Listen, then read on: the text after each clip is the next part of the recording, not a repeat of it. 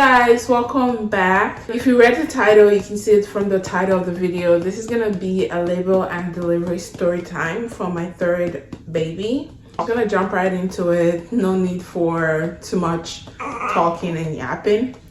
But I was 40 weeks and 4 days when I had him. I was actually so shocked because it was my third baby in 3 years. So I just thought, while I was pregnant, I just thought, oh, the baby's gonna come early because my body has done this before. But that wasn't the case. I was actually so shocked that I passed my due date, honestly. But I did. And if you've been pregnant before, or if you've been around a pregnant woman, you know, no pregnant woman wants to go past the due date. The last month of pregnancy is honestly like the hardest because the baby's big at that point. You're in so much pain, you're just fed up and you're tired, you're just over being pregnant. So no woman wants to go past her due date, but I did, and it wasn't fun. So when I was 40 weeks, even at 39 weeks, I was already trying to induce my labor naturally. Like, I would go for walks, I would do exercise like squats. I was like trying natural stuff, right? That I thought, okay, would make my body like take the hints and get this baby out of me because I was tired. I started having contractions at 40 weeks and 3 days pregnant, and it was regular. It was like kind of painful, and I was feeling it in my back, and I was scared because it being my third baby, I knew that the more kids you have, the quicker labor is. And I don't want to be like, I will see a lot of videos of women like give birth in their car or while they're walking on the road, and I was so scared. I didn't want to be one of those because I was like, yeah, just like a third kid, I feel like he's gonna come so quickly. I called the labor and delivery department in the hospital in my town, and I just told them, this is my third baby. I've been having contractions that are lasting 6 to 7 minutes, and they've been like happening all through the nights, and it's still happening this morning. And I was like, should I come in? And they were like, oh, since it's your third baby, just come in so that we can check you and make sure it's just safe. Basically, they asked me if my water is broken. My water isn't broken at that time. So I went into the hospital and they strapped me on the machine to check like my contractions. They also wanted to check the baby's heartbeat. Everything was okay. I was contracting regularly, but I mean, I was still talking. I wasn't in that much of a pain. I wasn't in active labor yet. And she checked my cervix, and I was 2 centimeters dilated, which is actually terrible for it being like my third baby, and like I'm past my due date, way past my due date. I'm almost 41 weeks at this point, and I'm just 2 centimeters, and I've been walking and I've been exercising. I was so disappointed, but she was like, we can keep you and just induce you right now, instead of you, because if I had gone home and labor doesn't start, I was gonna be induced in a couple days anyway, because they don't make you go past 41 weeks. And I have a tendency of having bigger babies, so I was scared, honestly. So I was like, yeah, I was worried at that point. I was like, yeah, I'm just gonna get induced. Like, yeah, I'm already here. I'm almost 41 weeks. Like, what am I waiting for, right? She told me since I was already having contractions, what she's gonna do, the first step she's gonna take is breaking my water. She said she's gonna break my water. Maybe that will make my contractions pick up, and it will start, you know, being stronger and working harder so that my cervix can open and dilate even more. So she broke my water. I called my sisters and I told them they broke my water. You guys can come anytime. So they gave me like an hour to just walk about, see if my contractions would pick up naturally. So I was just walking around the hospital for like an hour, and she said my contractions are not picking up. I'm not dilating yet. So she said she was gonna give me oxytocin. So if you guys don't know what oxytocin is, it's basically like a hormone that your brain like releases to your body, and it helps your uterus contract. So that's like a labor kind of hormone. It's supposed to be the helping your cervix dilate, basically. But so they gave me an artificial type, but it's the same thing, oxytocin, and they gave it to me in an IV drip. And the thing about it is that they gradually increase the amount of dose that they give you so that your body can ease up to it and you can start dilating slowly. So they started the oxytocin drip at 6 p.m. on July 14th, and I was just walking around the hospital with my IV pole and just trying to see if I can speed things along. I didn't plan on having a natural birth this time, but I also didn't plan on like having an epidural. I always just tell myself, we'll see how it goes. Like, I'm not like a no for epidural. I'm not like a yes, I'm gonna have it natural. I was just like, we'll see how it goes. I'll let my body do my thing. If I need the epidural, I'm gonna ask for it. If I go and I don't need it, oh well. Well, with my previous two babies, I had the epidural, but it kind of failed. It kind of worked partially, and it kind of failed because I still felt like a whole lot of pain. But with this baby, I had no epidural, and let me tell you, I felt the difference. It was a big difference. So I was just going by, and my nurses were so amazing. I just want to say, like, shout out to labor and delivery nurses, because you guys do like a whole lot. You guys are honestly awesome. I've never encountered like a labor and delivery nurse that wasn't awesome, honestly. You guys are great. So thank you to my nurse. And yeah, so she was very supportive. So I started feeling like strong contractions. Like, that's just my toddler, ignore the noise.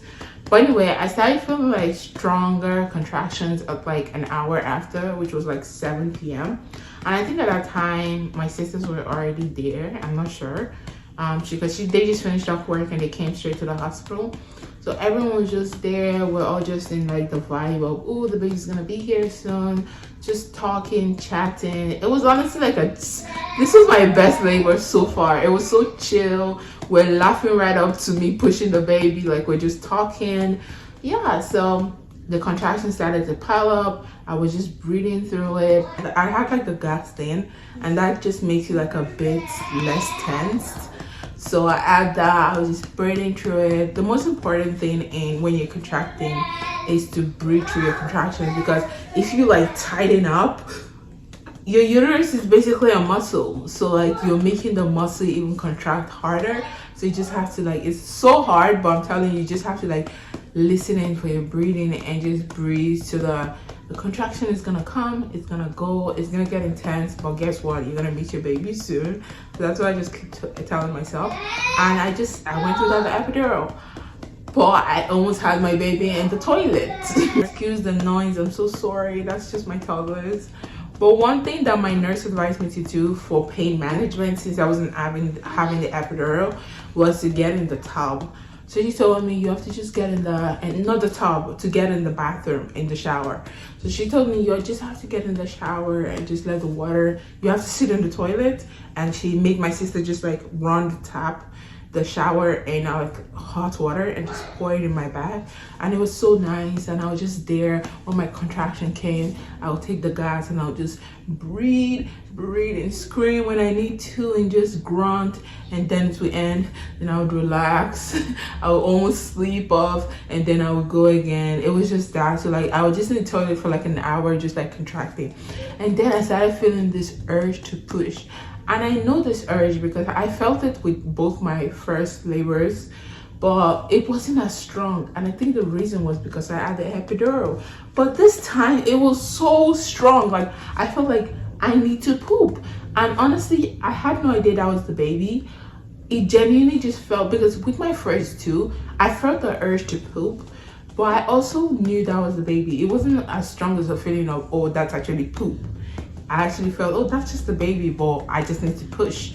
So this time, it didn't feel like the baby. It honestly just felt like I need to take a big old dump. And I was on there in the toilet, and I was just telling the nurse, no, I was like, let me just poop first, and then I can continue. I can have the baby later, because I didn't know that was the baby trying to come out. I just thought I had to take a poop.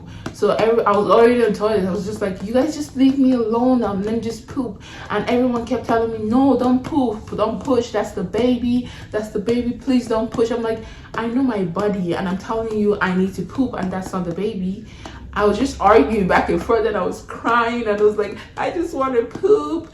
Can I just poop, please? TMI. I know I'm saying a lot of poop, but this is real life. This is what women go through to have you. You came through a woman, right? That's what your mama went through. So I was like, I need to poop. And they finally begged me to get out of the toilet. They're like, no, no, no, that's not poop, that's the baby, that's the baby. And while I was in the toilet, I was already pushing through every contraction and his head was already coming down. And she finally begged me to get out of the toilet. So I walked to the room and I just laid on the floor. And I was like, no, no, no, guys, I have to push, I have to push. And I kept on pushing while I was on the floor. So I was just on the floor, just pushing. And she was like, no, no, no, you have to get up. And she just checked. She's like, I can see the baby. And I was like, that really scared me. And I jumped on the bed because I was like, oh, wow, it's actually the baby. It's not me wanting to poop. And I actually just jumped on the bed. And I didn't want to lay on my back. Both my other kids, I had them like missionary. Just had them the regular way. But this time, I went on like all fours because that just felt comfortable. And like, you just listen to your body when you're in labor, because the weirdest things will feel comfortable. So I just went there and they were like, okay, I can see him, you can push. And I pushed the first time. I pushed really hard. Pushed the first time, his head came out. I waited again, then I pushed again. Another thing I would advise you women is listen to your doctors when they're telling you to push, because I know it's hard, but that's the one thing that I have done that spared me from tearing. Because why women tear is that your contractions are supposed to help you while pushing. So you're only supposed to push while you're contracting, because that way your uterus is tight in and you just put in the effort to push, and it just helps guide the baby out of the birth canal. But if you don't listen to your doctors and push when they tell you to push, or stop when they tell you to stop pushing, like, this is actually very important. Push when your doctors tell you to push, and stop pushing when they tell you to stop pushing, because they can see something there and they're probably trying to guide the baby out of your birth canal without like pushing, or if something is stuck. So why a lot of women tear is that maybe they tell them stop, hold on, don't push, but because they have that urge and they just want the baby out of them, they might just push him out, or maybe something was stuck in there and they might just tear.